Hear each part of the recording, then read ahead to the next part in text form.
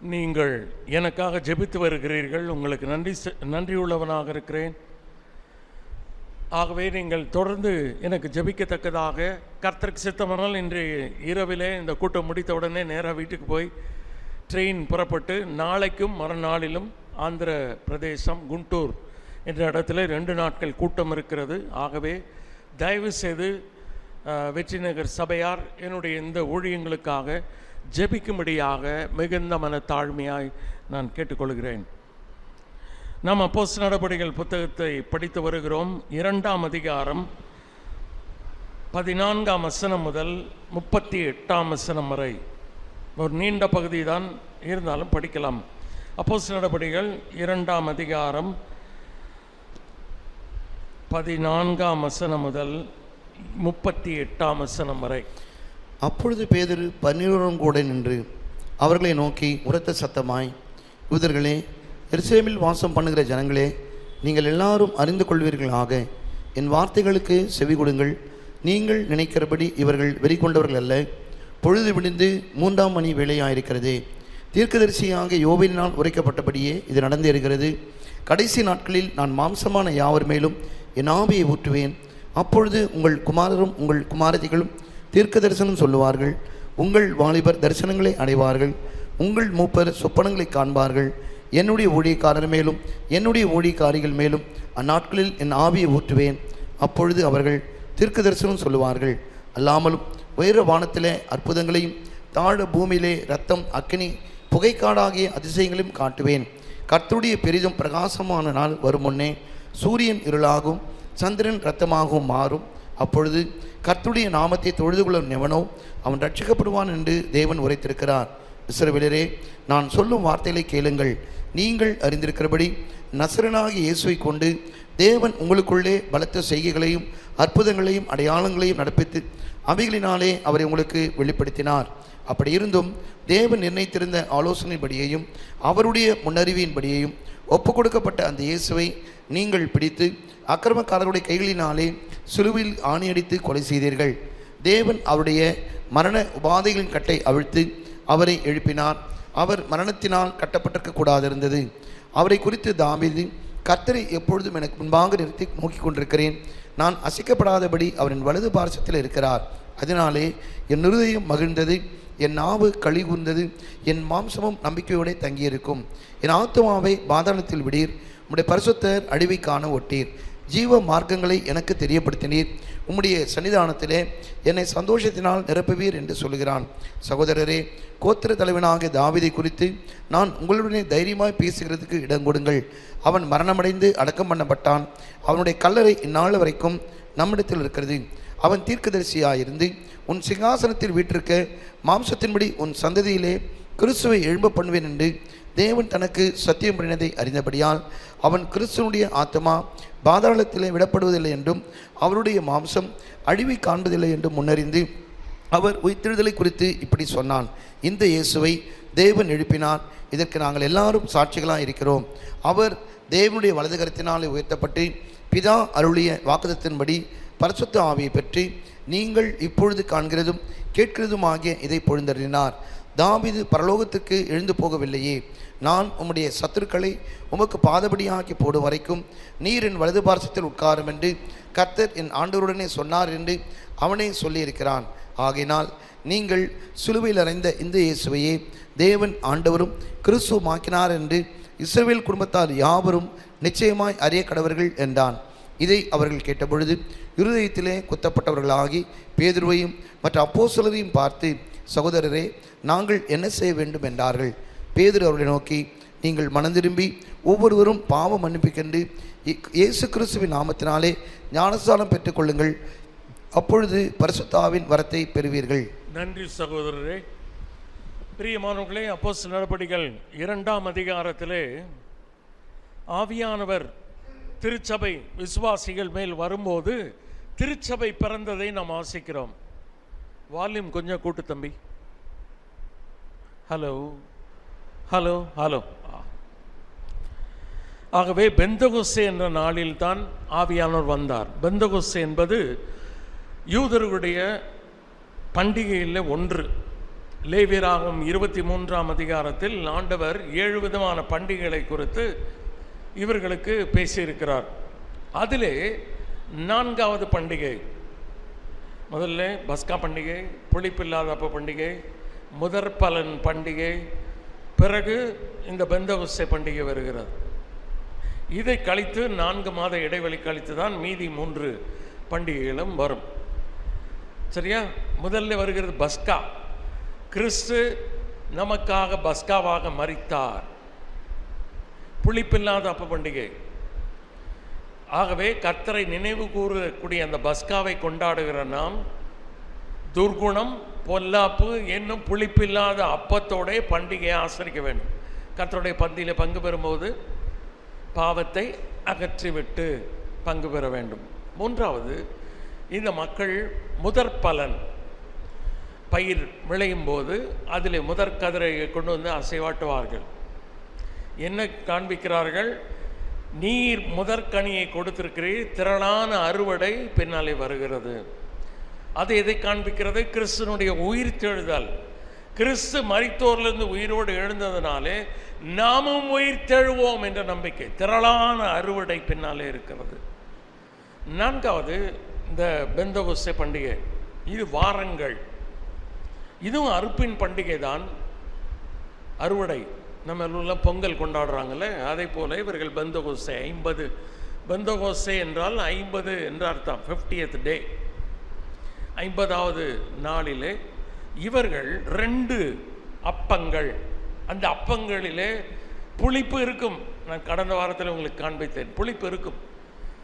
இப்போ பேக்கரியில் செய்கிற ஐட்டம்லாம் பார்த்தீங்கன்னா எல்லாத்துலேயும் ஈஸ்ட் சேர்ப்பாங்க. ஏன்னா ஈஸ்ட் இல்லைன்னா டேஸ்ட் கிடையாது. அதே போல் ஆண்டவர் இவர்களுக்கு இந்த ஆசாரின் கொண்டு வந்து அசைவாட்ட வேண்டும். ஒரு அப்பம் யூதரை குறிக்கிறது, இன்னொரு அப்பம் புறஜாதிகள். யூதர்களும் புறஜாதிகளும் சேர்ந்ததான் சபை. சபையிலே இன்னும் பாவம் இருக்கிறது. ஆண்டவர் வரும்போது திருச்சபையை எடுக்கும்போது மட்டும்தான் பாவம் முற்றிலுமாக தொலையும். அதனால்தான் கரை திரை முதலானவைகள் ஒன்றும் இல்லாமல் பரிசுத்தமும் பிழையற்றதும் மகிமையுள்ள திருச்சபையாய் அதை தனக்கு முன் நிறுத்தி கொள்வதற்கு அதற்காக தம்மை தாமே ஒப்பு கொடுத்தார். கரை திரை திருச்சபையில இருக்கிறது, மணவாட்டியில இருக்கிறது. அதைத்தான் ஆண்டவர் சுத்திகரித்து கொண்டிருக்கிறார். முதல்ல போதகம் செய்கிறாங்க பார்த்தீங்களா, இவர்களை ஆண்டவர் சுத்திகரிக்கிறார். எங்களை முதல்ல சுத்திகரிக்கிறார். சுத்திகரிப்பு முறை என்றைக்குமே கடினமாகத்தான் இருக்கும். இப்போ ஒரு தரையோ அல்லது சுவரிலோ கரைப்பட்டால் அதை சோப் போட்டோ ஏதோ போட்டு ப்ரஷ் போட்டு தேய்த்தால் வலி உண்டாக தான் செய்யும் இல்லையா? ஒருவேளை இந்த சுவத்துக்கோ அந்த தரைக்கோ வாய் இருந்தால் கத்தும், ஐயோ என்னை போட்டு இப்படி சுரண்டுகிறாயே. வேறு வழியில்லை, நீ சுத்திகரிக்கப்பட வேண்டுமானால் இது அவசியம். இதைத்தான் ஆண்டவர், நாங்கள் ஏதோ போய் ஜாலியாக கர்த்தருடைய வார்த்தையை பிரசங்கித்து போகிறோம் என்று எண்ணாதிருங்கள். கர்த்தர் முதலாவது கர்த்தருடைய வார்த்தையை அறிவிக்கிறவர்களை தான் சுத்திகரிப்பார். ஏன்னா நாங்கள் முதல்ல ஒழுங்காக இருந்தால் தான் மற்றவர்களை ஆண்டவர் எங்களை கொண்டு சரி செய்ய முடியும். சரியா? அதனால் எங்களை ஆண்டவர் நடத்துகிற முறை உங்களுக்கு தெரியாது. சரி, ஓகே. இப்போ இதுதான் பெந்தகோஸ்தே பண்டிகை. அந்த நாளில்தான் ஆவியானவர் வந்தார். ஏன் அந்த குறிப்பிட்ட நாளில் என்றால் திரளான அறுவடை வருகிறது. அறுவடை. அப்போ அந்த பெந்தகோஸ்தே நாளில் 120 பேர், பிறகு 3000 பேர், இப்போ பிரசங்கம் பண்ணார் 3000 பேர், 5000 பேர், எண்ணிக்கை பெருகி பெருகி பெருகி உலகம் எங்கும் வந்தது. சரி, இப்போ இவர்கள் ஆண்டவர் வந்ததுக்கு வெளியரங்கமான சில அடையாளங்களை கொடுத்தார். என்ன அடையாளம்? பலத்த காற்று, சத்தம், பெரு வெள்ளத்து சத்தம் போல. அப்போ வானத்திலிருந்து சத்தம் உண்டானது. பிறகு அக்கினிமயமான நாவுகள் போன்ற நாவுகள் பிரிந்து ஒவ்வொரு மேலும் அமர்ந்தது. பிறகு பரிசுத்த ஆவியானவர் தந்தருளபடியே ஒவ்வொருவரும் வெவ்வேறு மொழிகளிலே பேசினார்கள். மொழிகள் பேசினார்கள், உளரவில்லை. இன்றைக்கு இதை நாங்கள் எங்களுடைய அனுபவம் என்று பெந்தகோஸ்தே சபை சொல்லுகிறார்கள். ஒருவருக்கு இந்த ஒரு அடையாளம் கூட கிடையாது. பெந்தகோஸ்தே என்ற சபை இந்த பெயரை எடுத்து தங்களுடைய சபைக்கு வைத்துக் கொள்கிறார்கள். சரி, இதுதான் எங்களுடைய அனுபவம், பெந்தகோஸ்தே அனுபவம். வானத்திலிருந்து சத்தம் வந்ததா? இல்லை. அக்கினிமயமான நாவுகள் வருகிறதா? அதெல்லாம் அக்கினி அக்கினி அக்கினின்னு குதிச்சா? இவங்களுக்கெல்லாம் அக்கினி தெளிவாக தெரிய வந்தது. பார்த்தார்களே, மக்கள் பார்த்தார்கள், ஒவ்வொருவர் மேல் வந்து அமர்ந்தது. மூன்றாவது, இவர்கள் கற்றுக்கொள்ளாத மொழிகளிலே மக்கள் வசனத்தை கேட்டார்கள். இவர்கள் படிப்பறிவில்லாதவர்கள், பேதமையுள்ளவர்கள். இவர்களுக்கு அரமைக் மொழி மட்டும்தான் தெரியும். இன்றைக்கு அரமைக்கு எபிரேய மொழி. அதில் பேசும்போது இங்கே உலகத்திலிருந்து பல்வேறு பாகங்களிலிருந்து வந்த மக்கள் தங்களுடைய சொந்த மொழிகளில் கேட்டார்கள். இது அற்புதம், அடையாளம். ஏன்னா பரிசுத்த ஆவியானவர் வந்திருக்கிறார். 3 அடையாளங்களை அவர் கொடுத்தார். அப்போ சில பேர் என்ன சொன்னாங்கன்னா, இவர்கள் மதுபானம் பண்ணியிருக்கிறார்கள், மதுபானத்தினால் நிறைந்திருக்கிறார்கள் என்று சொன்னார்கள். பரியாசம் பண்ணினார்கள், கேலி பண்ணாங்க. இப்போ இதை வைத்துக்கொண்டு பெந்தகோஸ்தேக்காரர்கள் என்ன சொல்கிறாங்கன்னா, இப்போ அவங்க பேசுகிற அந்நிய பாஷையை இந்த மாதிரி நம்ம கேலி செய்கிறோம் அப்படின்னு சொல்கிறாங்க. இவர்களைப் போல பேசினால் நாம் கேலி செய்ய மாட்டோம். இவர்களைப் போல முதல் நூற்றாண்டு அப்போஸ்தலர்கள் பேசினார்கள். என்ன பேசினார்கள்? உளரவில்லை. இவர்கள் பேசினது எல்லாருக்கும் புரிந்தது. மொழிபெயர்ப்பாளர்கள் இல்லை. இன்னைக்கு தான் பெந்தகோஸ்தே சபையில் லைனாக டிரான்ஸ்லேட்டர் வச்சுருக்காங்களே. ஆங்கிலத்தில் பேசுகிறார், தமிழ், தெலுங்கு, மலையாளம், இன்னும் என்னென்ன இருக்கோ அவ்வளோத்துக்கு மொழிபெயர்ப்பாளர்களை வைத்திருக்கிறார்கள். பேதுரு எந்த மொழிபெயர்ப்பாளரை வைத்தார்? அப்போஸ்தலர்கள், இந்த ஆவியானவரை பெற்றவர்கள் எத்தனை மொழிபெயர்ப்பாளர்களை வைத்தார்கள்? ஒரு. அதனாலே இதுதான் எங்களுடைய அனுபவம் என்று சொன்னால் நம்பாதிருங்கள். அப்போ பேதுரு எழுந்திருக்கிறார். பேதுரு 11 கூட நின்று, என்ன 12வது ஆள் செலக்ட் பண்ணியாச்சு. அவர்கள் 11 இவரும் எழுந்து நிற்கிறார். இதுக்கு முன்னால் பார்த்தீர்களானால் இவர்கள் சண்டை போட்டு கொண்டிருந்தார்கள். தங்களில் எவன் பெரியவன்? பேதுரு சொன்னான், நான் தான் பிரதான அப்போஸ்தலன், நான் தான் பெரியவன். யோவான் சொல்லியிருப்பார், ஆண்டவருடைய மார்பிலே நான் சாய்ந்து கொண்டிருக்கிறேன், நான் தான் பெரியவன். யாக்கோபு, இப்படி எல்லா அப்போஸ்தலர்களும் சண்டை போட்டு கொண்டிருந்திருப்பார்கள். ஆனால் ஆண்டவர் உயிர் தெழுந்து பரமேறின பிறகு, பரிசுத்த ஆவியானவர் வந்த பிறகு இவர்கள் சண்டை போடவில்லை, ஒன்றாக நின்றார்கள். இதுதான் முதல் ரகசியம். 4ஆம் அதிகாரத்தில் வரும்போது பேதுரும் யோவானும் பேசுகிற தைரியத்தை அவர்கள் கண்டு, பேதுருட்ட மட்டும் தைரியம் இருக்கிறது, யோவான்கிட்ட இல்லை அப்படின்னு இப்போ எல்லாரும் ஒன்றாக இணைய ஆரம்பித்தார்கள். ஒரு மனம் 11 கூட நின்று அவர்களை நோக்கி உரத்த சத்தமாய், ஏன்னா மைக்கெல்லாம் கிடையாது, ஸ்பீக்கர் மைக்கு எதுவும் கிடையாது, மெகாஃபோன் ஒன்றும் கிடையாது. உரத்த சத்தமாய், யூதர்களே, எருசலேமில் வாசம் பண்ணுகிற ஜனங்களே, நீங்கள் எல்லாரும் அறிந்து கொள்வீர்களாக என் வார்த்தைகளுக்கு செவி கொடுங்கள். நீங்கள் நினைக்கிறபடி இவர்கள் வெறி கொண்டவர்கள் அல்ல. பொழுது விடிந்து 3ஆம் மணி வேளையாயிருக்கிறது. 3ஆம் மணி வேலை என்னவென்றால், இவர்களுக்கு 1ஆம் மணி வேலை என்றால் காலையில் 6 மணிக்கு. நம்ம டைம்னா 3 மணினா விடியற்காலை என்று நினைத்து கொள்ளாதீங்க. 6 மணி தான் முதல் வேலை. இப்போ 6 + 3 9 மணி. பேதுரு சொல்லும்போது இப்போ தான் காலையில் 9 மணி ஆகியிருக்கிறது. இந்த நேரத்தில் யாரும் போய் குடிப்பார்களா? குடிக்கும்போது இரவில் குடிப்பார்கள், வெறி கொள்ளுவார்கள். இரவிலே, இருளிலே, அந்தகாரத்திலே வெறி கொள்ளுவார்கள். படுப்பதற்கு முன்பதாக குடித்து வெறித்து நன்றாய் சாப்பிட்டு தூங்க போவார்கள். ஆனால் இப்பொழுது காலை 9 மணி, எல்லாரும் வேலைக்கு போக வேண்டும். இது குடிப்பதற்கான ஒரு வேலை அல்ல. அதனால் இவர்கள் மதுபானம் பண்ணினவர்கள் அல்ல. இன்று பேதுரு என்ன செய்கிறார்? 16ஆம் வசனத்திலிருந்து 21ஆம் வசனம் வரை யோவேல் தீர்க்கதரிசியை மேற்கோள் காட்டுகிறார். பேதுருடைய பிரசங்கம் தான் இது. பேதுரு என்ன பெரிய அறிவாளியா, திறமைசாலியா? ஒன்றும் கிடையாது. படிப்பறிவு இல்லாதவர்கள், பேதமையுள்ளவர்கள், அன்ஸ்கூல்டு, அன்லேர்னட். எப்படிங்க நடக்கிறது? 3000 பேர். 2 ரகசியம் இருக்கிறது. ஒன்று, ஆவியானவராலே நிரப்பப்பட்டிருந்தார்கள். அதைத்தான் நம்ம வாசிக்கிறோம் இல்லையா? அவர்கள் பரிசுத்த ஆவியினால் நிரப்பப்பட்டிருந்தார்கள். பரிசுத்த ஆவியினால் நிரப்பப்பட வேண்டும் என்பது ஆண்டவர் நமக்கு கொடுத்திருக்கிற கட்டளை. பரிசுத்த ஆவியானவரை பெரும்படியான கட்டளை புதிய ஏற்பாட்டில் இல்லை. டாரிங் மீட்டிங், காத்திருப்பு கூட்டம் அப்படி என்று புதிய ஏற்பாட்டில் எங்கேயும் கிடையாது. அப்படி என்ற ஒரு கூட்டத்தை முதல் நூற்றாண்டு திருச்சபை நடத்தியது இல்லை. முதல் முறை ஆண்டவர் காத்திருக்க சொன்னார், பரிசுத்த ஆவியானவர் வந்து விட்டார். இப்போ நம்ம வீட்டுக்கு விருந்தாளி வருவதற்காக காத்திருக்கிறோம். பஸ்ஸிலையோ ட்ரெயின்லையோ எதிலே வருகிறார்கள், ஆவலாய் காத்து கொண்டிருக்கிறோம். 6 மணிக்கு வருகிறேன் என்று சொன்னார்கள், மணி 6:30 ஆயிற்று, 7 ஆயிற்று, இன்னும் வரவில்லை. திடீரென்று வந்து விட்டார்கள். வீட்டிலே அவர்களை உட்கார வைத்தாயிற்று. இன்னும் போய் வாசலில் எதிர் காத்திருக்கிறீர்கள், இன்னும் வர வேண்டும், நாங்கள் காத்திருக்கிறோம். அதைத்தான் இன்றைக்கு பெந்தகோஸ்தேக்காரர்கள் செய்கிறார்கள். பரிசுத்த ஆவியானவர் வந்தாயிற்று, திருச்சபை ஆரம்பித்து 2000 வருஷம் ஆச்சு, இன்னும் நாங்கள் வரணும் டேரிங் மீட்டிங்னா இப்போ உள்ளே இருக்கிறது யாரு? இப்போ உங்கள் சபையில் ஆவியானவர் இல்லை. யார் சபையில் ஆவி இல்லை? அவங்க சபையில் தான் இல்லை. ஏன்னா இல்லாதவர்கள் கொண்டிருக்கு தானே காத்திருக்கணும். அவங்க நம்மளை பார்த்து ஆவி இல்லாத சபை என்று சொல்லுகிறார்கள். யார்கிட்ட இல்லைன்னு அவங்களே சொல்கிறாங்க, அவங்க சபையில் ஆவியானவர் இல்லை. ஏங்க டாரிங் மீட்டிங் நடத்துகிறாங்க? வாங்க வாங்க, ஆவியானவர் வந்தால் தான் போக மாட்டார். அப்போ உங்கள்கிட்ட ஆவி இல்லை. தைரியமாக சொல்லுங்க, ஏன் நீங்கள் காத்திருப்பு கூட்டம் நடத்துகிறீங்க? ஆவியானவர் இடத்துல இல்லை.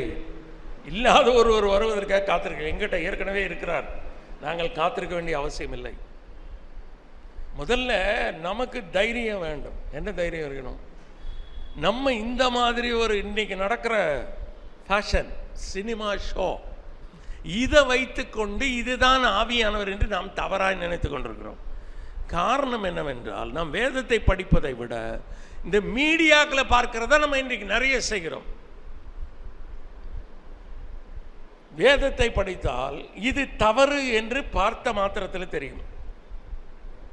ஆனால் நாம் வேதத்தை ஒழுங்காக படிக்காமல் இந்த மீடியாக்களிலே நம்முடைய நேரங்களை அடிமையாகி விட்டோம். மொபைல் ஃபோனுக்கும் சோஷியல் மீடியாவுக்கும் நம்ம அடிமையாகி விட்டோம். இதை ஒத்துக்கொண்டு தான் ஆக வேண்டும்.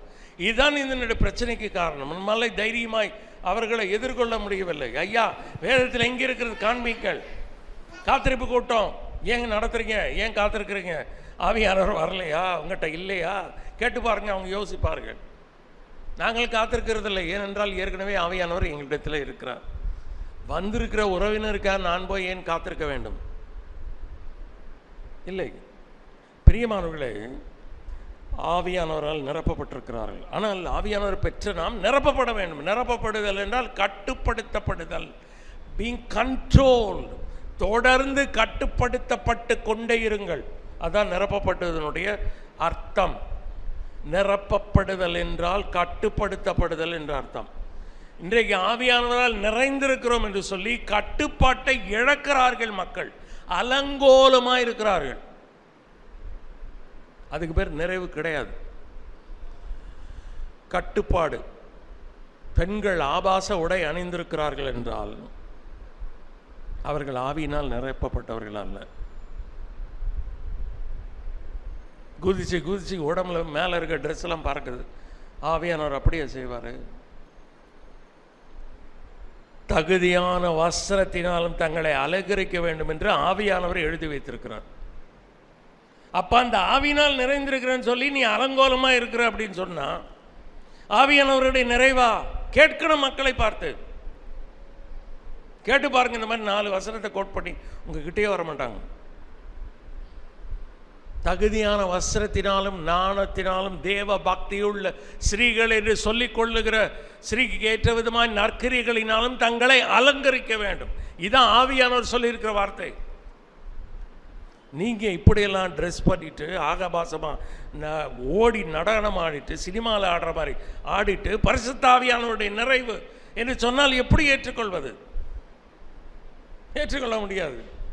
வேதத்திற்கு ஒத்து நடக்கை தான் பரிசுத்த ஆவியானுடைய நிரப்புதல். அடுத்த பகுதிக்கு நான் வர்றேன். அப்போ முதல் நூற்றாண்டில் பேதுரு ஒரே ஒரு பிரசங்கம் செய்தார். 3000 பேர் ரட்சிக்கப்பட்டார்கள். ஆவியானவருடைய கிரியை நடந்தது. முதலாவது இவர்கள் ஆவியானவராலே நிரப்பப்பட்டிருந்தார்கள். 2, வேத வசனத்தினால் நிரப்பப்பட்டிருந்தார்கள்.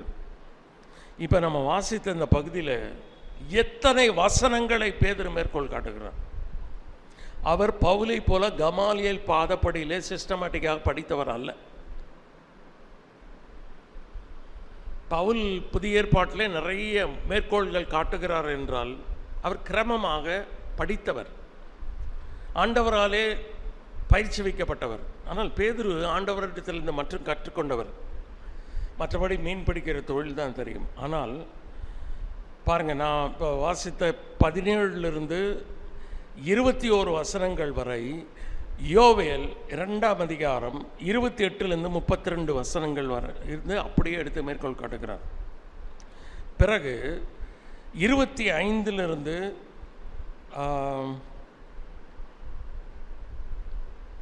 30 வரைக்கும் 30 அதுக்கு முன்னாலே 28 வரைக்கும், சங்கீதம் 16 8 11 வரைக்கும் மேற்கோள் காட்டுகிறார். பிறகு 35ஆம் வசனத்தில் 110ஆம் சங்கீதம் 1ஆம் வசனம். ஏறக்குறைய அவருடைய பிரசங்கம் முழுவதும் எதனால் நிறைந்திருக்கிறது? பழைய ஏற்பாட்டினுடைய வேத வசனங்களால் நிறைந்திருக்கிறது. 1, ஆவியானவரால் நிரப்பப்பட்டிருந்தார். 2, வேத வசனங்களால் நிரப்பப்பட்டிருந்தார். அதனால்தான் வல்லமை. இன்றைக்கு 2மே இல்லை. ஒரு பக்கம் ஆவியானவரை துக்கப்படுத்துகிறேன். அதாவது சொன்னல, ஊழியர்களை ஆண்டவர் ஏன் சுத்தப்படுத்துகிறார் என்றால், இப்போ நாங்கள் சுத்தமாகி நாங்கள் பரிசுத்த ஆவியானவரால் நிரப்பப்பட்டால் தான் எங்களுடைய ஊழியம் வல்லமையாக இருக்கும். இல்லைன்னா நடக்காது. என்னதான் அறிவு இருக்கலாம், பட்ட படிப்புகள் இருக்கலாம், ரெவரண்ட் டாக்டர் எல்லாம் போட்டுக்கலாம், ஒன்றும் நடக்காது. ஆவியானவர் நிரப்பாவிட்டால், தேவன் என்னை பயன்படுத்தாவிட்டால் என்னுடைய ஊழியம் விருதா. நான் உங்கள்கிட்ட இது சொல்றதுக்கு ஏன் பயந்து சொன்னேன்னா, இது என்னுடைய பெருமையாகி விடக்கூடாது. 2, நீங்கள் ஜபிக்கிறீர்கள் சகோதரன், ஜபிக்கும் போது எனக்கு கொஞ்சம் ஆசை வந்தது. சகோதரன் இந்த கூட்டத்திற்காக ஜெபம் பண்ணோம் அப்படிங்கிறதுக்காக தான் நான் சொன்னேன். பிரியமானவர்களே, கவனமாக இருக்க வேண்டி இருக்கிறது. ஏனென்றால் ஆவியானவரை எளிதிலே நாம் துக்கப்படுத்தி விட முடியும்.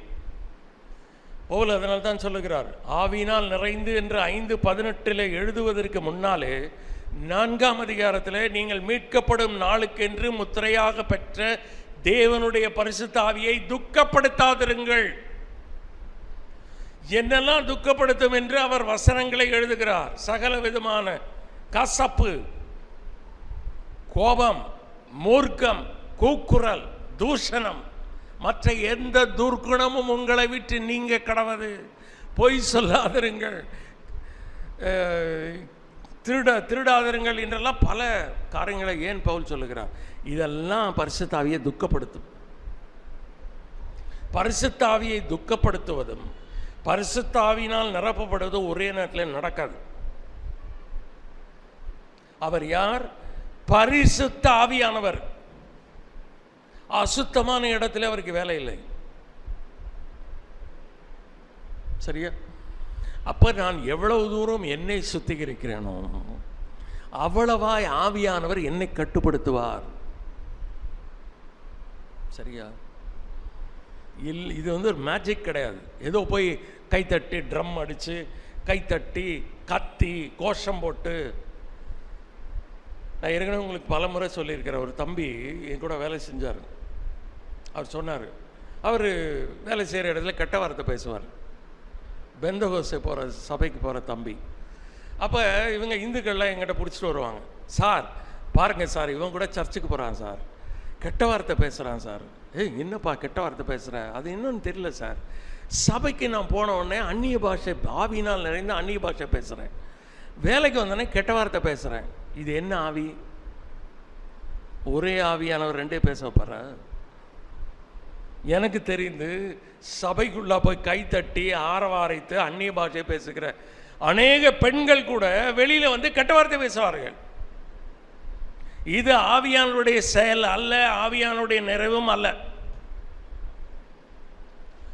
என் வாழ்க்கையும் என்னுடைய ஆவியானுடைய நிறைவும் நெருங்கின சொந்தம் சம்பந்தமுடையவர்கள்.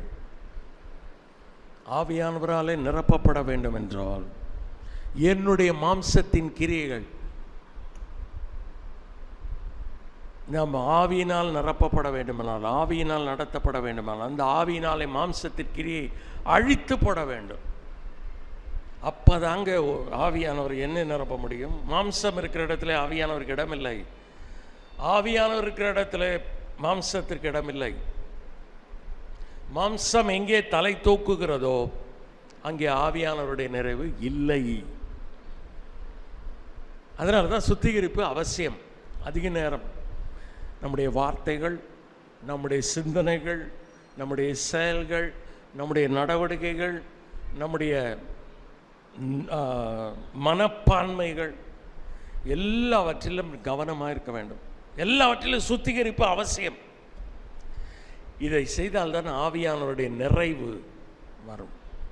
அப்போ அந்த ஆவியானவர் என்னை பயன்படுத்த வேண்டும் என்றால் பேதுருவை பயன்படுத்தி இருக்கிறார். வசனத்தை கொண்டு தான் பயன்படுத்துவார். வசனத்தால் நிரப்பப்பட வேண்டும். இந்த ரெண்டு நிறைவு தான் பேதுருடைய பிரசங்கத்தின் வல்லமையினுடைய ரகசியம். வேற ரகசியம் கிடையாது. There is no other secret. இன்றைக்கும் திருச்சபையிலே இப்படிப்பட்ட எழுப்புதல் ஏற்பட வேண்டும் என்றால், மக்கள் ரட்சிக்கப்பட வேண்டும் என்றால் வேறு வழி இல்லை. பரிசுத்த ஆவியானவருடைய நிறைவும் வேத வசனத்தின் நிறைவும் திருச்சபைக்கு அவசியம். இதை நான் பவுலுடைய உதாரணத்திலே நான் சொல்லுகிறேன். இப்போ வாசிக்க வேண்டாம், வீட்டில் போய் படியுங்கள். எபேசியர் 5ஆம் அதிகாரம் 18ஆம் வசனத்திலே பவுல் என்ன சொல்லுகிறார்? நீங்கள் துன்மார்க்கத்துக்கு ஏதுவான மதுபான வெறி கொள்ளாமல் ஆவியினால் நிறைந்து என்று சொல்லுகிறார். சொல்றாரா? சொல்லிவிட்டு நீங்கள் சங்கீதங்களினாலும் கீர்த்தனைகளினாலும் ஞான பாட்டுகளினாலும் ஒருவருக்கொருவர் போதித்து பூச்சி சொல்லிக்கொண்டு அப்படி வந்து 6ஆம் அதிகாரம் 9ஆம் வசனம் வரை தேவனை துதித்து பாடுவதை குறித்து, இருதயத்திலே பாடுவதை குறித்து, தேவனுக்கு நன்றி செலுத்துதலை குறித்து, ஒருவருக்கொருவர் கீழ்ப்படைதலை குறித்து பேசுகிறார். 6:9 வரைக்கும், 5:18 ஆரம்பித்து எபேசியர் 6:9 வரைக்கும் ஆவியினால் நிறைந்தால் நடக்கக்கூடிய விளைவுகளை குறித்து பேசுகிறார். சரியா? இது அப்படியே கவனிங்க. இப்ப அதே பவுல் கொலோசியருக்கு எழுதுகிறார். கொலோசியர் 3:16 கிறிஸ்துவின் வசனம் எல்லா ஞானத்தோடும் உங்களுடைய இருதயத்தில் பரிபூரணமாய் வாசம் பண்ணுவதாக. அப்படியானால் உங்களுடைய இருதயத்தில் கிறிஸ்துவனுடைய வசனம் நிறைந்திருக்கட்டும். ஆவியானவரால் நிரப்பப்படுங்கள் 5:18. கொலோசியர் 3:16 வசனத்தினால் நிரப்பப்படுங்கள். ரெண்டினுடைய விளைவுகளும் ஒன்றே. 3:17 கடைசி வரை படிச்சு பாருங்க, அதே விளைவுகள் தான் வரும். அப்ப என்ன அர்த்தம்? ஆவியானவரால் நிரப்பப்பட்டாலும் வசனத்தால் நிரப்பப்பட்டாலும் விளைவுகள் ஒன்றுதான். அப்ப ஆவியானவர் என்ன செய்வார்? வசனத்தை கொண்டு தான் செயல்படுவார். பேதுருடைய வாயில வசனங்கள் விளையாடுகிறது. எத்தனை வசனம் சொன்ன யோவேல் எடுத்து ரெஃபர் பண்ணாரா? இல்லை. மக்களை கொண்டு வாருங்கள், தோல் சுருள் புஸ்தகம் இங்கே.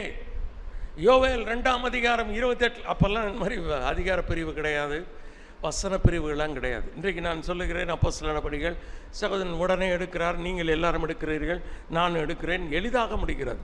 ஆனால் இன்றைக்கு அப்படி கிடையாது, அதிகார பிரிவு கிடையாது. யோவேல் எழுதி கொண்டே போகிறார், முடியும் முறை ஆரம்பத்தில் ஆரம்பிக்கிறார், முடிக்கிறார். அப்போ பேதுரு யாரையாவது போய் யோவேல் புஸ்தகத்தில் இந்த வசனத்தை படி என்றால் எளிதில்லை. அவர்கள் யோவேலை கரைத்து குடித்திருந்தால்தான் பேதுரு சொல்லும்போது உடனடியாக அந்த வசனத்தை எடுக்க முடியும். அப்போ பேதுருவும் இதை குறித்து எடுத்து பேச வேண்டும் என்றால் அவரும் மனப்பாடமாய் சொல்ல வேண்டும். சொல்றாரா? இப்போ நம்ம லூக்கா 4ஆம் அதிகாரத்தில் கர்த்தராகிய இயேசு கிறிஸ்துவானவர் பூமியில் இருந்தபோது அவர் ஜெபாலயத்துக்கு போனார். போகும்போது அவர் கையில் தோல் சுருளை கொடுத்தார்கள். ஏன்னா அவருக்கு மனப்பாடமாக தெரியாது, எல்லாம் தெரியும். எதற்காக அவர்களுக்கு சுட்டி காண்பித்தார் என்றால் அந்த குறிப்பிட்ட வேத பகுதி அந்த நாளிலே நிறைவேறினது என்பதை காட்டுவதற்காக.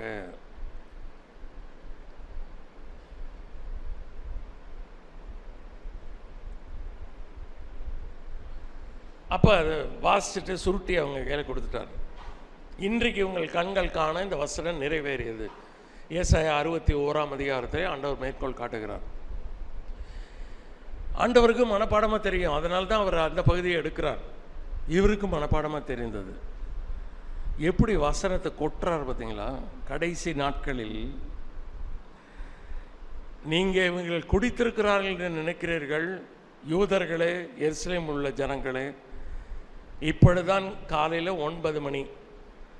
தீர்க்கதரிசியாக 16ஆம் வசனம் வாசிக்கிறேன். தீர்க்கதரிசியாகி யோவேலினால் உரைக்கப்பட்டபடியே இது நடந்தேறுகிறது அப்படின்னு சொல்லிட்டு டக்குன்னு 2ஆம் அதிகாரத்துக்கு போயிட்டார். அப்போல்லாம் 2ஆம் அதிகாரம் கிடையாது, முழு யோவேல் 2ஆம் அதிகாரம் 28லிருந்து 32 வசனங்களை அப்படியே கொண்டு வந்து மேற்கோள் காட்டுகிறார். கடைசி நாட்களில் நான் மாம்சமான யாவர் மேலும் என் ஆவியை ஊற்றுவேன், அப்பொழுது உங்கள் குமாரரும் உங்கள் குமாரத்திகளும் தீர்க்க தரிசனம் சொல்லுவார்கள், உங்கள் வாலிபர் தரிசனங்களை அடைவார்கள், உங்கள் மூப்பர் சொப்பனங்களை காண்பார்கள். என்னுடைய ஊழியக்காரர் மேலும் என்னுடைய ஊழியக்காரர்கள் மேலும் அந்நாட்களில் என் ஆவியை ஊற்றுவேன், அப்பொழுது அவர்கள் தீர்க்க தரிசனம் சொல்லுவார்கள். அல்லாமலும் உயர வானத்திலே அற்புதங்களையும் தாழ பூமியிலே இரத்தம் அக்கினி புகைக்காடாகிய அதிசயங்களையும் காட்டுவேன். கர்த்தருடைய பெரிதும் பிரகாசமான நாள் வரும் முன்னே சூரியன் இருளாகவும் சந்திரன் இரத்தமாகவும் மாறும். அப்பொழுது கர்த்தருடைய நாமத்தை தொழுது கொள்ளுகிறவன் எவனோ அவன் ரட்சிக்கப்படுவான் என்று தேவன் உரைத்திருக்கிறார். போதுமா? இப்போ மெமரி கான்டெஸ்ட் வச்சா பேதுரு ஜெயிப்பாரா? ஜெயிப்பார். பேதுரு ஏதோ கிளிப்பிள்ளை சொல்லுவதை போல சொல்லவில்லை. அநேக நேரத்தில் என்ன நடக்குதுன்னா, கிளிப்பிள்ளை கிளிக்கு போய் நான் பல ஆண்டுகளுக்கு முன்னதாக குஜராத் போயிருந்தேன். ஒரு மிஷினரி வீட்டில் தங்கியிருந்தோம். மேலே முதல் மாடியில் தங்க வைத்திருந்தார்கள். காலையில் எழுந்தால் மாமா மாமா அப்படின்னு கூப்பிடுகிற சத்தம் கேட்டது. குஜராத்திலே அதில் காட்டுக்கு நடுவில் யார் இங்கே மாமா என்று கூப்பிடுது? ஒரு சின்ன குழந்தை மாமா மாமா என்று யாரையும் அழைக்கிறது. என்னடா குஜராத்தில் போய் மாமா சத்தம் கேட்கிறது? கீழே இறங்கி வந்து பார்த்தால் ஒரு கிளி பேசி கொண்டிருக்கிறது. அந்த கிளிக்கு சில வார்த்தைகளை அங்கே தமிழ் மிஷனரிகள் தான் சில தமிழ் வார்த்தைகளை சொல்லி கொடுத்துருக்கிறார்கள். அந்த கிளியை அழகாக அவ்வளோ வரைக்கும் பேசுகிறது. சில நேரங்களில் நாமும் வேதத்தை மனப்பாடம் செய்யும்போது இந்த கிளியை போல மாறிவிடக்கூடாது. சரியா? வசனம் பட்டு பட்டு பட்டு பட்டுன்னு வரும். இதுக்கு அர்த்தம் என்ன தெரியாது. அப்படி ஆகிவிடக்கூடாது, ஜாக்கிரதை. சரியா? கிளிக்கு சொன்னால் நிறைய வசனங்களை கூட அது சொல்லிக் கொடுக்கும். சொல்லும், திருடா திருடா திருடா என்று வீட்டில் சொல்லி கொடுத்தாலும் திருடா திருடா என்று யார் வந்தாலும் சொல்லும். சரியா? சில வீட்டிலலாம் பார்த்துருக்குறேன் அந்த மாதிரி. என்னடா அந்த கிளி திருடன் திருடன்னு சொல்லுதுன்னா அவங்க அந்த மாதிரி சொல்லி கொடுத்துருக்காங்க. யாராவது அந்நியர் வந்தால் திருட திருட கத்து அப்படின்னு யார் பண்ணாலும் கத்தும். ஸோ அந்த மாதிரி ஆகிவிடக்கூடாது. பேதுரு அதற்காக மனப்பாடமாய் கொட்டவில்லை. அவர் ஆவியானவரால் நிறைந்திருக்கிறார், வேத வசனத்தினால் நிரப்பப்பட்டிருக்கிறார். இதை அதோடு சம்பந்தப்படுத்தி பேசுகிறார். எதோடு? இப்போ பெந்தகோஸ்தே நாளிலே ஆவியானவர் வந்தார் அல்லவா, அந்த ஆவியானவர் குறித்து ஏற்கனவே யோவேல் தீர்க்க தரிசனம் உரைத்திருக்கிறார். அதன்படி தான் இது நடந்திருக்குது. பேதுரு சொன்ன எல்லாமே பெந்தகோஸ்தே நாளிலே நடக்கவில்லை. அதை நாம் நன்றாய் புரிந்து கொள்ள வேண்டும். ஏனென்றால் 19ஆம் வசனத்தில் பாருங்கள், அல்லாமலும் உயர வானத்திலே அற்புதங்கள். வானத்தில் ஏதாவது அற்புதங்களை நீங்கள் பார்த்திருக்கிறீர்களா? நான் பார்க்கவில்லை. தாழ பூமியில் ரத்தம் அக்கினி புகைக்காடாகிய அதிசயங்களையும் காட்டுவேன். பார்த்திருக்கிறீர்களா? இல்லை. அடுத்து, கர்த்தருடைய பெரிதும் பிரகாசமான நாள் வரும் முன்னே சூரியன் இருளாகவும் சந்திரன் ரத்தமாகவும் மாறும். பார்த்திருக்கிறீர்களா? இல்லை. அப்படியானால் 2000 வருஷத்துக்கு முன்னால் இது எப்படி நிறைவேறி இருக்கும்? இல்லை. யோவேல் ஆண்டவருடைய கர்த்தருடைய நாள் வரும் முன்னே, த டே ஆஃப் த லார்ட், கர்த்தருடைய நாள் என்பது வேதத்திலே முக்கியமான ஒரு பதம். அது தீர்க்க தரிசனமாக நாம் படிக்கும்போது கர்த்தருடைய நாள், கர்த்தருடைய நாள், டே ஆஃப் த லார்ட் அப்படின்றீங்கன்னா, கர்த்தராகிய இயேசு கிறிஸ்துவானவர் உபத்திரவங்களுக்கு பின்னாலே திருச்சபையோடு ஒலிவமலைக்கு வந்து இறங்குகிறாரே, அந்த நாளைத்தான் அது குறிக்கும். அப்போ இந்த சூரியன் சந்திரன், இந்த முன்னால் இருக்க 2 வசனத்துக்கு நம்ம வர்றேன். நேராக 19க்கு போயிட்டீங்களேன்னு சொல்லலாம். வரேன் 17, 18 எல்லாம் படிக்கலாம்.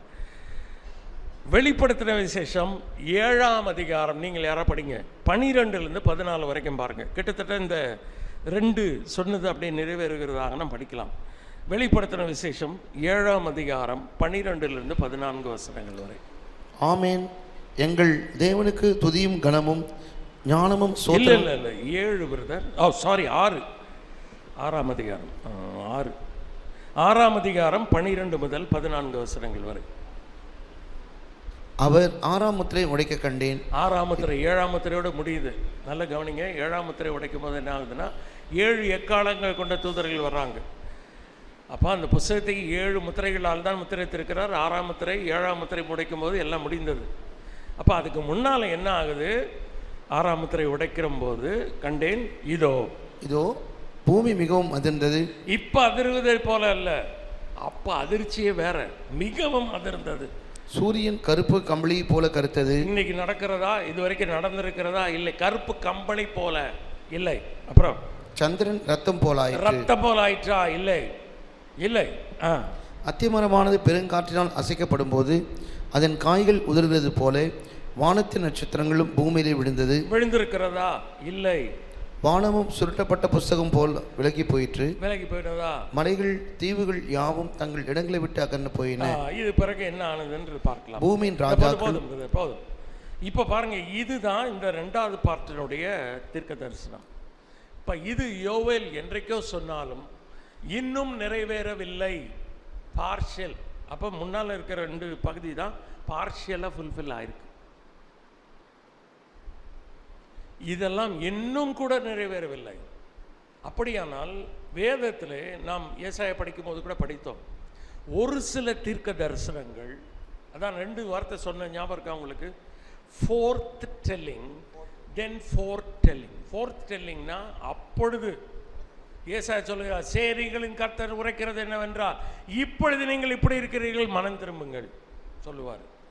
இன்னொன்று, இதோ நாட்கள் வரும் என்று கர்த்தர் சொல்லுகிறார், அந்நாளிலே நான் இதெல்லாம் செய்வேன். அப்ப இப்பொழுது இருக்கிற காரியத்தையும் கர்த்தர் தீர்க்க தரிசனமாக சொல்லுவார், எதிர்காலத்திலே நடக்க போகிறதையும் கர்த்தர் தீர்க்க தரிசனமாக சொல்லுவார். அதுதான் தீர்க்க தரிசனம். அப்படியானால் எந்த தீர்க்க தரிசனத்தை படித்தாலும் அது இக்காலத்தில் நிறைவேறுகிறதா அல்லது நிறைவேறி விட்டதா அல்லது எதிர்காலத்தில் நிறைவேறுமா என்பதை கவனித்து படிக்க வேண்டும்.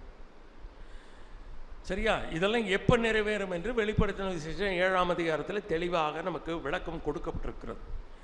இதனால் இன்னைக்கு யாராவது வந்து பாருங்க, சூரியன் இதே போல கருத்து இருக்கிறது, சந்திரன் வந்து சிவபட்சன் சொல்லிங்க, ஐயா அது வெளிப்படுத்தின விசேஷம் 7ஆம் அதிகாரம் 6ஆம் முத்திரை உடைக்கும் போது தான் நடக்கும், இப்போ நடக்காதுன்னு அவர்களை நம்பாதிருங்கள்.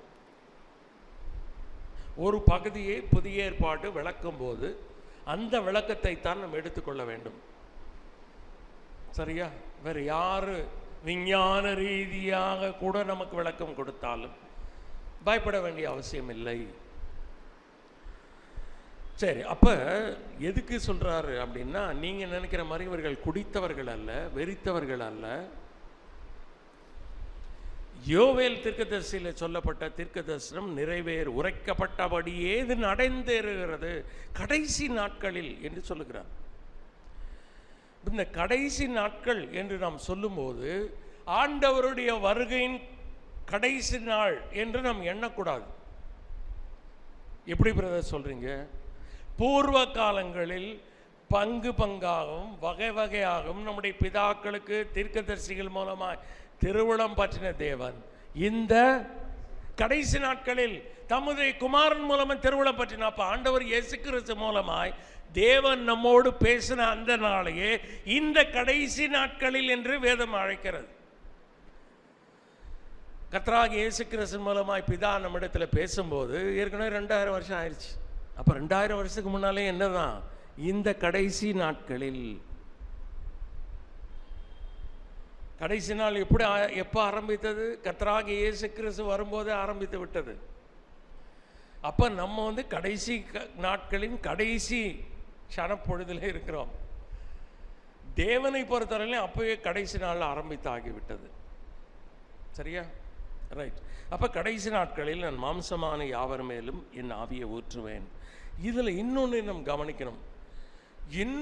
ஒரு நாளில் ஆண்டவர் இஸ்ரவேல் மக்கள் மேலே, இன்றைக்கு இவர் பேசுகிறது யூதர்களிடத்தில் மட்டும்தான், நல்ல கவனிங்க. யூதர்களே, எருசலேமில் வாசம் பண்ணுகிற ஜனங்களே. எருசலேமில் வாசம் பண்ணுற ஜனங்கள் யார்? பல்வேறு நாடுகளிலிருந்து வந்த யூதர்கள். புறஜாதிகள் இன்னும் ரட்சிக்கப்படவில்லை.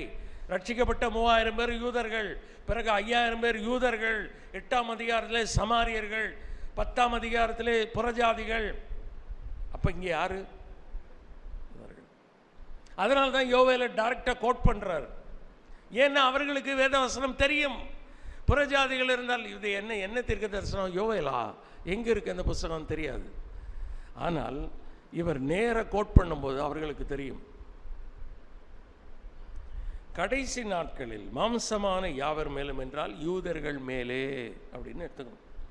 எல்லார் மேலும் ஆவியானவர் ஊற்றினார்னா அப்புறம் யார் தான் ரட்சிக்கப்படாமல் இருக்கிறது? எல்லாரும் ரட்சிக்கப்பட்டுருவாங்களே, அப்படி அர்த்தம் இல்லை. யூதர்கள் கடைசி காலத்திலே யூதர்கள் பெரும்பாலான மக்கள் ரட்சிக்கப்படுவார்கள். அந்த வசனத்தை படிக்கலாமா? சகரியா 12:10.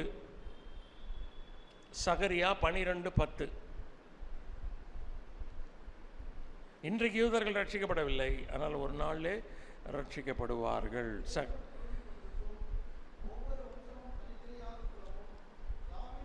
12:10 பிரதர். தாவீதின்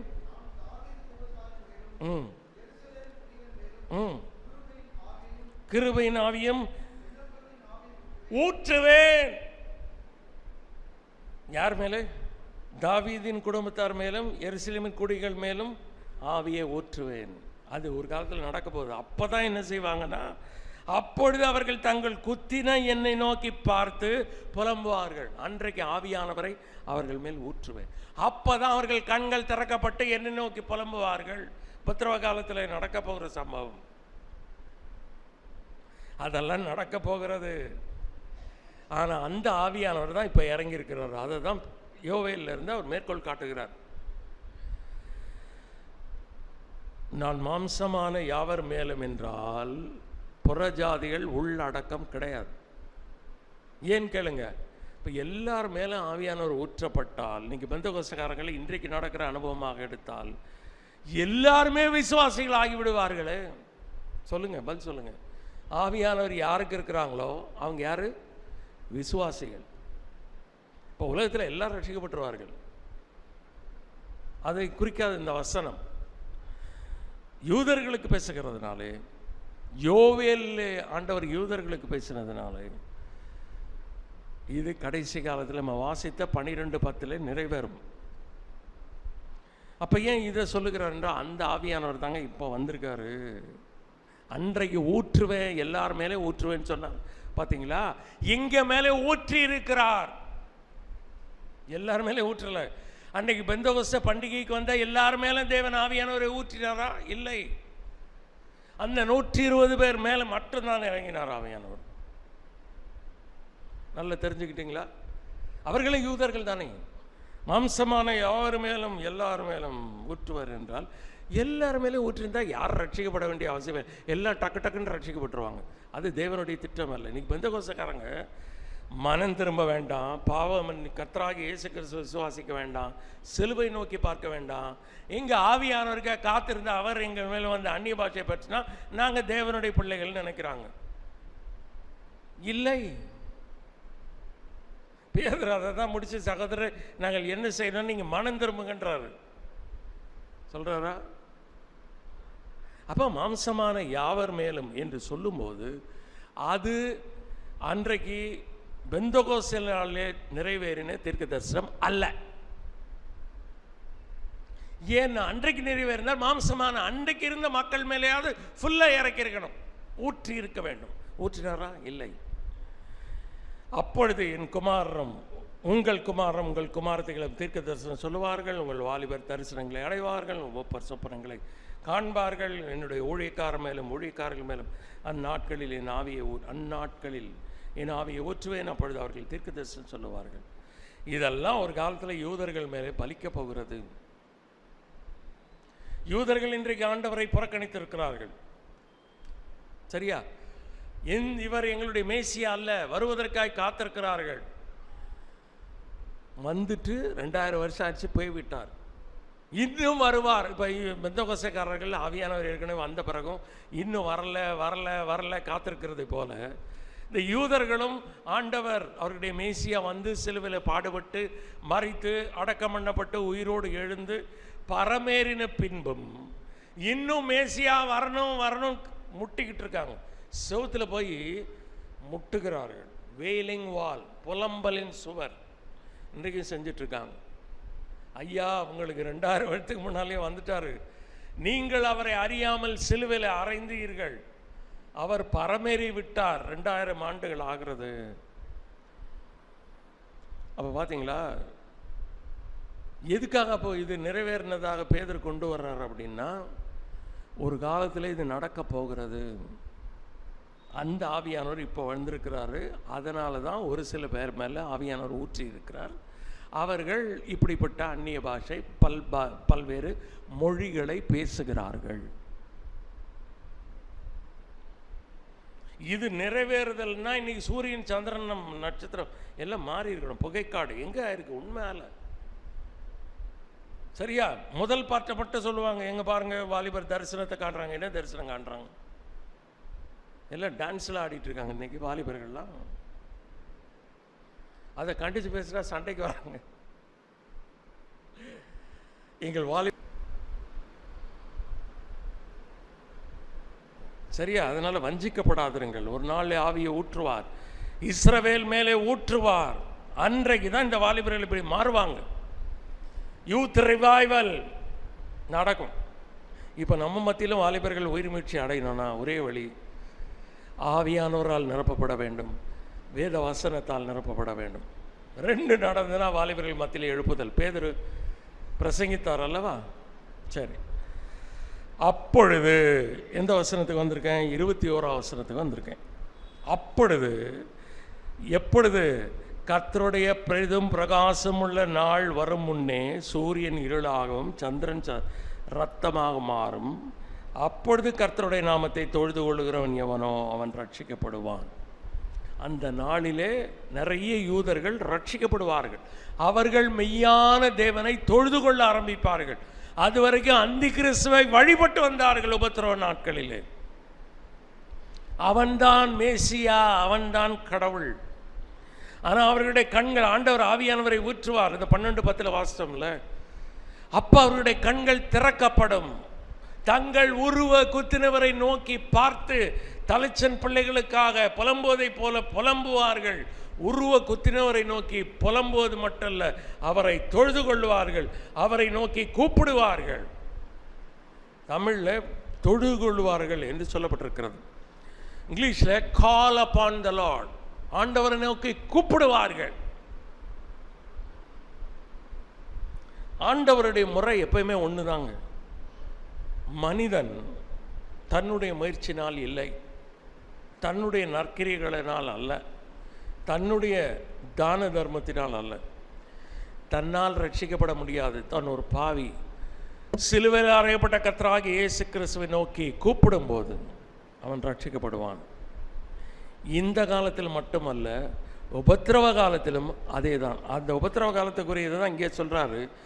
இந்த கடைசி பகுதி 21ஆம் வசனத்தை பவுல் புதிய ஏற்பாட்டில் மேற்கோள் காட்டுறார். தெரியுமா உங்களுக்கு? ரோமர் 10ஆம் அதிகாரம் 13ஆம் வசனத்திலிருந்து படியுங்கள். யோவேலை பேதுரு மட்டும் மேற்கோள் காட்டவில்லை, பவுலும் மேற்கோள் காட்டுகிறார். 21 வசனத்தை மட்டும் 32 வசனத்தை மட்டும் எடுத்து மேற்கோள் காட்டுறார். படிங்க, ரோமர் 10 அதிகாரம் 13 வசனத்திலிருந்து.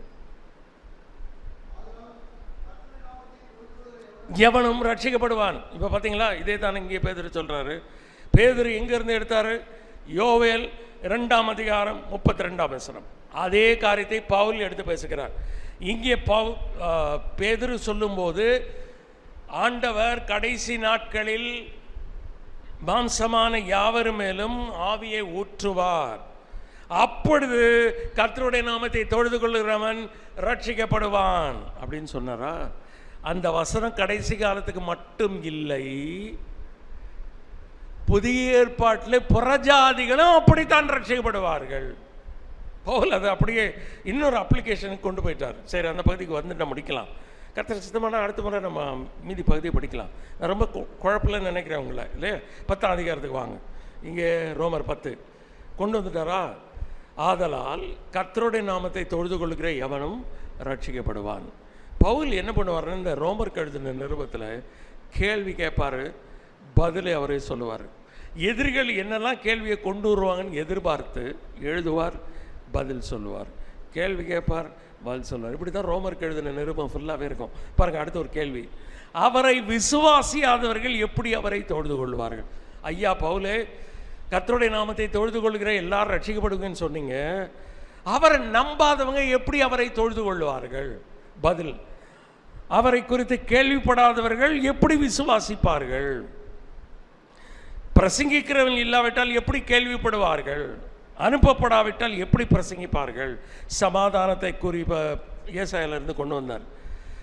அப்போ விசுவாசம் எப்படி வரும்னா கேள்வினா ஹியரிங். கர்த்தருடைய வசனத்தை கேட்கறது மூலமாக வரும். அப்போ கேட்கறது மூலமாக ஒரு பாவி ரட்சிக்கப்பட வசனத்தை கேட்க முடியும். கேட்ட ஒரு பாவி தான் விசுவாசிக்க முடியும். விசுவாசிக்கிறவன் தான் அவரை நோக்கி கூப்பிட முடியும், அவரை தொழுது கொள்ள முடியும். அப்படிப்பட்ட மனுஷன் தான் ரட்சிக்கப்பட முடியும். அப்போ யார் வசனத்தை கேள்விப்படுவாங்க? அனுப்பப்பட வேண்டும். அப்படி சுவிசேஷத்தை சுமந்து செல்கிற மக்களுடைய கால்கள் தான் மலைகளிலே இவ்வளோ அழகாக இருக்கிறது சொன்னாரா? அப்போ எங்கே ஸ்டார்ட் பண்ணி எங்கே முடிச்சிட்டாரு? அனுப்பப்பட வேண்டும். முதல்ல ஆண்டவர் அனுப்புகிறார், பிரசங்கிக்கிறார்கள். பிரசங்கத்தை கேட்கிற மக்கள் விசுவாசிக்கிறார்கள். விசுவாசிக்கிற மக்கள் ஆண்டவரை கூப்பிட்டு ரட்சிக்கப்படுகிறார்கள். இதுதான் மெத்தட். இது புதிய ஏற்பாட்டில் மட்டுமல்ல, எக்காலத்திலும் இதுதான் மெத்தட். பேதுரு அங்கே கடைசி நாட்களில் உபத்திரவ காலத்தில் நடக்க போகிற சம்பவத்தை மேற்கோள் காட்டி பேசுகிறார். அப்ளிகேஷன் தான் வித்தியாசம். 2 பேரும் சொல்லுகிற வசனம் ஒன்று தான். ஆனால் பவுல் அதை ரோமாபுரியில் உள்ள சபைக்கு எழுதும்போது, புறஜாதி சபைக்கு எழுதுகிறார். அவர் பேசுகிறது யூதர்களிடத்தில் பேசுகிறார். இவர் புறஜாதி சபைகளுக்கு எடுத்து பேசி அந்த வசனம் புறஜாதிகளாகிய உங்களுக்கும் அப்ளிகபிள். எப்படி? நீங்கள் கர்த்தருடைய வசனத்தை அனுப்புகிற மக்கள் பிரசங்கிக்கும் போது நீங்கள் கேள்விப்படுகிறீர்கள். விசுவாசம் கேள்வியினால் வரும். Faith cometh by hearing, hearing by the word of God. தேவனுடைய வசனத்தை ஒரு பாவி கேட்டு மனம் திரும்பும் போது மட்டும்தான் ரட்சிப்பு உருவாகிறது. இப்ப சொல்லுங்க, கர்த்தருடைய வசனம் இல்லாமல் ரட்சிப்பு உண்டாகாது. இதை பேதுரு 1 அதிகாரத்தில் பாருங்க. இதுக்கு பேர் என்னன்னா அழியாத வித்து. நீங்கள் அழிவுள்ள வித்தினாலே அல்ல, அழிவில்லாத வித்தினாலே மறுபடியும் ஜெனிப்பிக்கப்பட்டிருக்கிறீர்கள். அந்த வசனம் என்னன்னா, உங்களுக்கு பிரசங்கிக்கப்பட்ட வசனம் தான் அந்த அழிவில்லாத வித்து. This is the seed. எப்படி ஒரு தாயினுடைய கருவிலே ஒரு ஆணினுடைய வித்தினாலே ஒரு குழந்தை உருவாத போல தேவனுடைய வசனமாகி வித்து ஒரு பாவியினுடைய உள்ளத்திலே போகும்போதுதான் மறுபடியும் பிறப்பு உண்டாகிறது. சும்மா நான் இயேசுநாதரை ஏத்துக்கன்னு சொன்னா அவன் கைக்கு தூக்கிடுவார். இயேசுநாதரை ஏத்துக்கோ. என்னத்தை ஏத்துக்கிறது? சாட்சி சொல்லுப்பா, நான் வியாதியாக இருந்தேன், இயேசுநாதரை நோக்கி கூப்பிடுன்னு சொன்னாங்க, நான் கூப்பிட்டேன், வியாதி குணமாச்சு, நான் ரட்சிக்கப்பட்டேன். இல்லை, ஆவியானவர் உள்ள வசனத்தை கொண்டு அந்த பாவிக்கு பாவத்தை குறித்தும் நீதியை குறித்தும் நியாய தீர்ப்பை குறித்தும் கண்டித்து உணர்த்துவார். அந்த பாவி தன் பாவத்தை உணர்ந்து பாவத்தை விட்டு மனம் திரும்பி தேவன் ஆண்டவராகிய இயேசு கிறிஸ்துவை விசுவாசிக்கும் போது, அவரை உள்ளத்தில் ஏற்றுக்கொள்ளும் போது ஆண்டவர் கழுவுகிறார், ஆவியானவர் உள்ளே வருகிறார், மறுபடியும் பிறப்பு உண்டாகிறது. இதெல்லாம் நம்ம பார்க்க முடியாது. இது நடக்காமல் எப்படிங்க ஒரு தாயின் வயிற்றில் கரு உருவாருது நம்ம பார்க்குறோமா? ஒரு ஆணும் பண்ணு சேர்றாங்க, அவ்வளோதான். அதுக்கு பிறகு 3 மாத கர்ப்பிணி, 6 மாத கர்ப்பம், ஒரு காலத்தில் குழந்தை பிறக்குது. எப்படி நடந்துச்சு பார்த்தோமா என்ன? அதை போல தான் காற்று எவ்விடத்தில் வீசுகிறது. இவன் கேட்டான் அன்னைக்கு போய், நீ இஸ்ரேலுக்கு போதகனாக இருந்து உனக்கு தெரியலையா? காற்று எவ்விடத்திலிருந்து புறப்படுது, எங்கே போகுது யாருக்குன்னா தெரியுமா? தெரியாது. தேவனால் பிறந்த எவனும் அப்படியே இருக்கிறான், நீ பார்க்க முடியாது, உணர முடியும். அதனால தான் மறுபடியும் பிறத்தல், கர்த்தருடைய வசனம் போதிக்கப்பட வேண்டும். இன்றைக்கி நான் துக்கமான விஷயம் சொல்லட்டுமா? நம்ம சபைகளிலே நிறைய ஊழியர்கள் சினிமா பாட்டை வச்சு பிரசங்கம் பண்ணுறாங்க. மேடைக்கு ஏறின உடனே இதை பார்க்குற அடுத்த தலைமுறை என்ன செய்யுது? இவங்க ஒரு வருஷம் பாட்டை கேட்டால் இவங்க 2 பாட்டை வச்சு பிரசங்கம் பண்ணுறான். அந்த கூட்டத்தில் ரட்சிப்பாக இருக்கும். அங்கே வித்து இல்லையே. ஒரு புருஷனுடைய வித்து இல்லாமல் ஒரு தாயின் கருவிலே எப்படிங்க குழந்தை உருவாகும்? இந்த வித்து இல்லாமல் ஒரு மனுஷன் ரட்சிக்கப்பட முடியாது. அதனாலே ஒருவன் போதித்தால், யாராவது ரட்சிக்கப்பட்டேன்னு சொன்னால் எந்த வசனத்தோடு ஆண்டவர் பேசினான்னு கேளுங்க. அனுபவத்தை கேட்காதீர்கள். எந்த வசனத்தோடு ஆண்டவரோடு பேசினார்? ஆண்டவர் பேசுவார். விதை, வித்து, அழிவில்லாத வித்து உள்ளே போகும், ஆவியான ஒரு கிரியை நடப்பு, இதெல்லாம் நம்ம பார்க்கவே முடியாது. எப்படி ஒரு தாயின் கருவிலே குழந்தை உருவாகிற விதம் நமக்கு தெரியாதோ, அதே போல் ஒரு பாவியினுடைய உள்ளத்தில் உருவாகிற விதம், மறுபடியும் பிறக்கிற விதம் நமக்கு தெரியாது. அவர் மறுபடியும் பிறந்தது, ஒரு புது குழந்தை தேவனுடைய குடும்பத்தில் பிறந்தது என்று தெரியும். ஒரு குழந்தை பிறந்த உடனே இந்த குடும்பத்தில் குழந்தை பிறந்தது தெரிகிறதை போல ஆவிக்குரிய வாழ்க்கையில் அதுதான். அதனால்தான் மறுபடியும் பிறவாவிட்டால், பிறப்பை குறித்து ஆண்டவர் பேசுகிறார். சரியா? கர்த்தருக்கு சித்தமானால் தொடர்ந்து வருகிற நாட்களில் சிந்திக்க ஆண்டவர் நமக்கு உதவி செய்வார். தொடர்ந்து உங்களிடத்தில் விண்ணப்பம் வைக்கிறேன். தொடர்ந்து இந்த 2 நாட்கள் கூட்டத்திற்காக நீங்கள் ஜெபியுங்கள். கர்த்தர் வசனங்களை நமக்கு ஆசீர்வதித்து தருவாராக. ஆமென்.